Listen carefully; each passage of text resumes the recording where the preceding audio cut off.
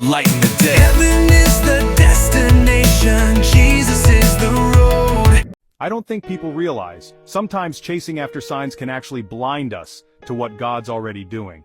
In Matthew 16, Jesus flips the script on proof seekers. The Pharisees demanded a sign from heaven. The Sadducees demanded a sign from heaven. But Jesus had already done countless miracles right in front of them. Their problem, not a lack of evidence, but a lack of faith. Jesus calls them out. You can read the weather by looking at the sky, but you can't see the signs of God right in front of you. Then Jesus drops a mic. No sign will be given except the sign of Jonah. Jonah spent 3 days in a fish. Jesus would spend 3 days in the grave, then rise again. That's the ultimate proof. So what's the lesson? Don't demand more proof from God when He's already shown Himself through Jesus. The resurrection is the greatest sign you'll ever need. Exposing the hidden dangers in our faith, straight from the words of Jesus. Today, let's unlock a lesson from Matthew 16:5-12. Picture this. The disciples forget to pack lunch, Jesus warns. The leaven of the Pharisees, the leaven of the Sadducees. The disciples are totally confused and misunderstand Him. They think He's talking about bread. But Jesus isn't worried about lunch. He means spiritual influence. In the Bible, leaven spreads quietly, yeast transforms the whole dough. Jesus wants us to realize false teaching works. The same way it slips in, it grows. It can mess with our faith. He reminds the disciples He's provided for thousands with just a few loaves. So why stress over bread? Instead, pay attention to what's shaping your beliefs. Here's your takeaway. Don't get sidetracked by daily worries. Remember, God's past faithfulness. Stay sharp about what you believe. Let good influence grow in your life, not the sneaky stuff. Trust Jesus. He's got the bread. He's got the truth. If you're searching for purpose or truth, this is for you. The answer to one question could shape your entire life. Let's talk about Matthew 16:13-20. In Matthew 16, Jesus asks His disciples, "Who do people say the Son of Man is?" They throw out all kinds of answers. John the Baptist, Elijah, Jeremiah, another prophet. But then, Jesus makes it personal.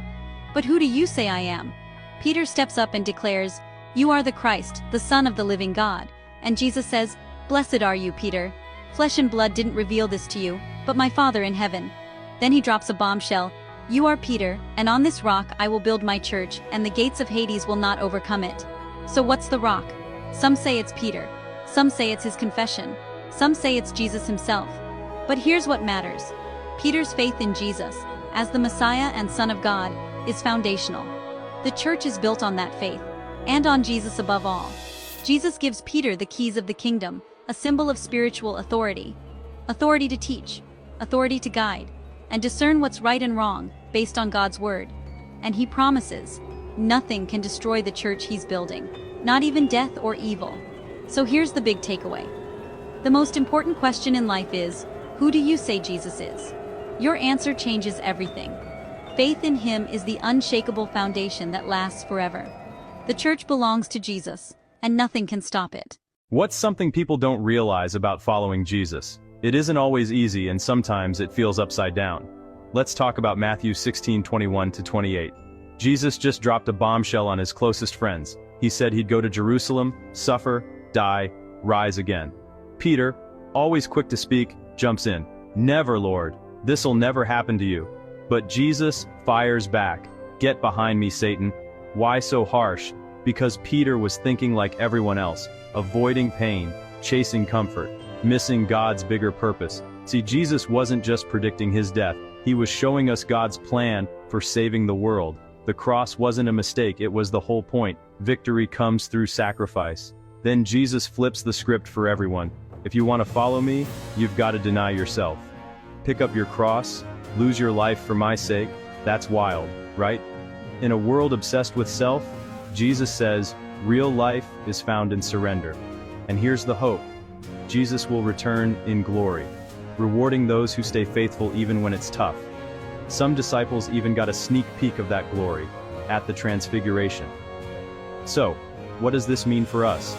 Don't resist God's plan, even if it's hard. True discipleship isn't about comfort, but about trust, sacrifice, keeping your eyes on eternity. Because what feels like losing now is actually gaining everything forever. Where every broken heart finally